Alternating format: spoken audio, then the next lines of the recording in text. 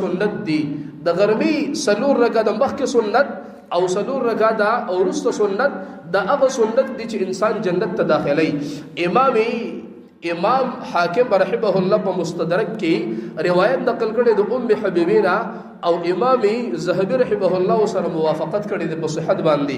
رسول الله صلی الله علیه وسلم فرمایلی د من حافظ على 4 ركعات قبل الظهر و4 بعدها حرمه الله على النار. کم یو انسان چې د غرمې منمخ کې سلور رکعات سنت کوي او د غرمې مننا اورست سلور رکعات سنت کوي، دا انسان رب العالمین د جهنم په اور باندې حرامي او کله هم د انسان د جهنم اور ته داخل نشي. د غرمې سنتو کې د رسول الله صلی الله علیه وسلم نا درې طریقې نقل لي او درې ورسي طریقې دي. مشهور طریقه د ام المؤمنین عائشه رضی الله عنها په روایت کې د امام بخاری رحمه الله نقل کړی دا د غرمې منمخ کې سلور رکعه ده او د غرمې منبعد 2 رکعه ده.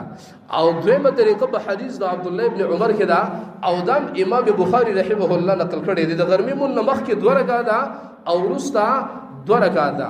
او دریمه طریقه په حدیث د ام حبیبی کې ده او د امام حاکم نقل کړی او صحیح روایت ده. د غرمې منمخ کې سلور رکعه ده او ورستا سلور رکعه ده.